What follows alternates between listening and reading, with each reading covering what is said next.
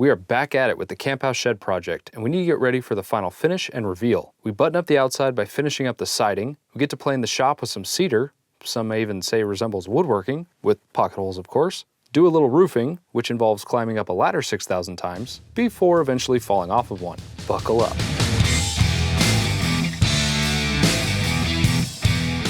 So in an effort to make this project as relatable as possible, I stopped mid-build, got distracted by doing a couple other things, came back 2 months later, and now we're gonna finish it. And in the last episode, we left off with the siding, and I've still gotta finish that up, so let's do that real quick.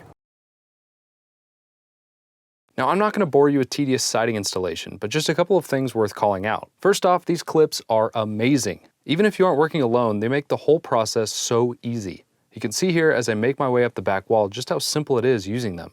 I also had to stagger my seams since the 16-foot span on this wall requires 2 pieces of siding for each level. I then repeated that seam placement every 4 levels, which seemed to look okay. Not sure if this is standard or what's recommended. Until finally making my way to the top of the wall, and man, I've got to say, even after just doing this one other time, it's amazing how much better and easier it gets. My seams and just overall fit were way better on this back wall.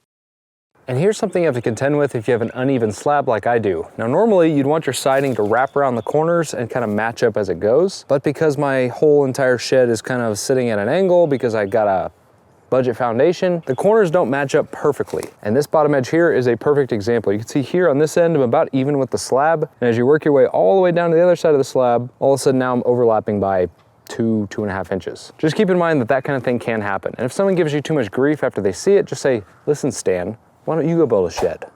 Now for the final side. I had 2 narrow runs on each side of my roll-up door, so I busted out my green laser level to make sure I'm starting on the same plane. This goes back to me not relying on this foundation as a reference. And if you do this right, by the time you make it up both sides of the door, the top level should be dead nuts across the door, which makes the bridge transition piece look awesome, and almost like I know what I'm doing.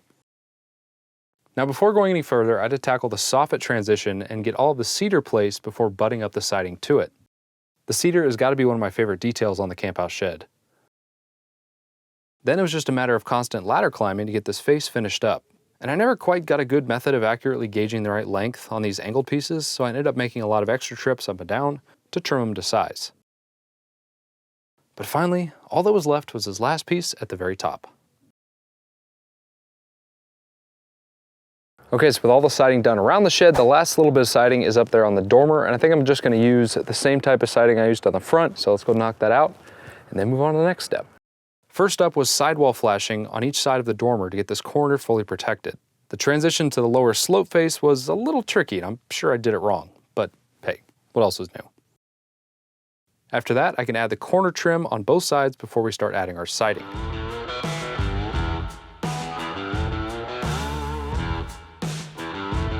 And with that knocked out, we can get to work trimming down the shake siding panels to fit around the dormer windows, including some on-the-fly trimming up on the roof with a multi-tool. For small cuts, this ended up saving a ton of time compared to going all the way down to the ground to do it there. And then just piecing together some scraps to create the shake shingle look on this front face. Now these small angled sides were by far the most challenging because nothing is straight and I'm having to deal with weird angles. The biggest thing for me was making sure that they were level and that the shingle layer heights were maintained around the corners. I also made sure to pre-prime any exposed cut edges, especially facing down along this edge. And with the last siding pieces added, I could finally call this dormer done.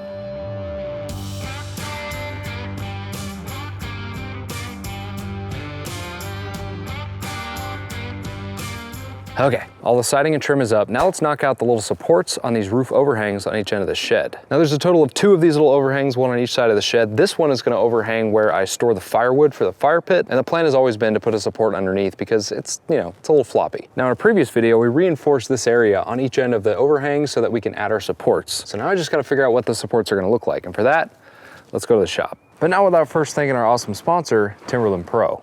You guys, at this point, it feels like I've been building this shed through all 4 seasons, and the entire time I've been really comfortable thanks to Timberland Pro. Literally from the ground up, shoes and boots to pants to shirts and outerwear like jackets. And their newest release is called the Trailwind jacket, which is what I'm wearing right now. And so far I gotta say, I really like this thing for working outside on projects like the shed. because it's windproof, it's rain repellent, and it's got this really nice stretch. So when you're trying to move around and do things, it doesn't bind you up. So I can wear it by itself as kind of a light outer layer, or layer it with some warmer options to keep me comfortable no matter what the temperature is. And my two favorite things have got to be the hood and the stretchy material. The hood shape actually comes up over your mouth to keep you warm if you ever need it. And like I mentioned before, the stretchy material just lets me move around and be comfortable while I'm working. Plus, unlike most waterproof outer layers, it's actually breathable, which makes me that much more comfortable. So if I end up working up a sweat, it doesn't turn into a sweatsuit. So if you want to check out the Trailwind jacket or anything else from this collection, I'll leave links down in the video description below. I've been a Timberland Pro partner for a couple of years, and they legit actually make good stuff. I'd go check it out.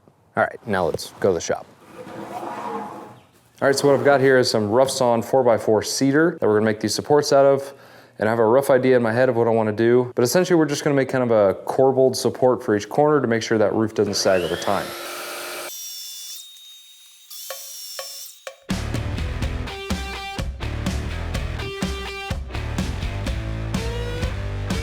Well, that was the plan anyway. So I mocked one of these things up, took it out to the shed, realized that my angle, first of all, was way off, which is okay, I could fix that. But my wife comes out and says, I don't like the way that looks. So back to the drawing board. For me, that meant the literal drawing board. Since the wife-approved design involved all kinds of weird angles, I transferred some measurements I took to this paper and sketched out the parts rather than trying to calculate it. I could then cut out master templates of each part and then batch them out to create all 4 support assemblies. Next up was drilling these large countersunk holes at an angle that will eventually be used to secure them to the shed with some big lag screws. I used a Forstner bit to drill out the larger diameters, and then went back with a smaller drill bit to drill the through holes.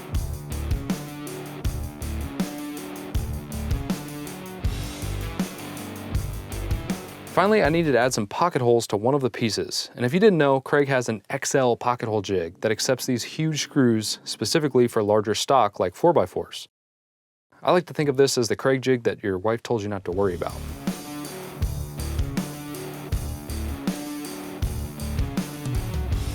And then a quick sanding on all sides just to clean them up before assembly. And does anyone else get in such a groove that they don't realize they destroyed their shop in the process? I mean, I turned around and realized that my entire garage was covered in dust because I forgot to hook up my dust collection. Whoops. Who needs lungs anyways? So to get these supports mounted, I kind of need a flat area to mount them on. So what I think I'm gonna do is I'm gonna cut out kind of a rectangle here, put a flat piece of siding in its place. That way we've got a nice stable foundation on which to mount these things.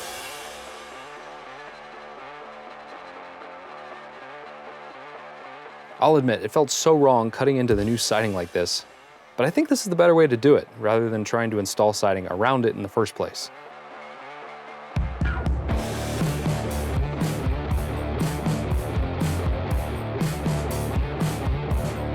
And yes, I still need to pre-drill the holes for the lag screws that will eventually mount the supports to the shed.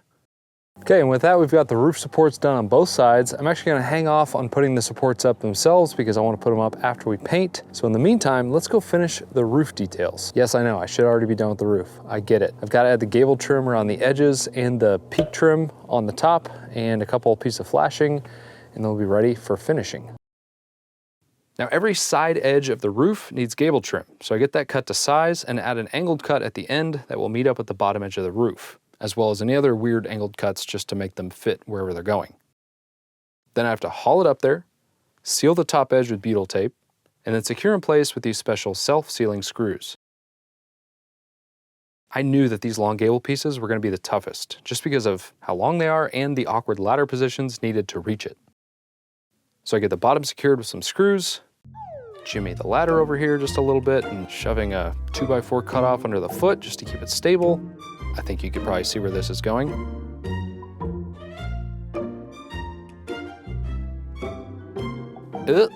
Oh boy.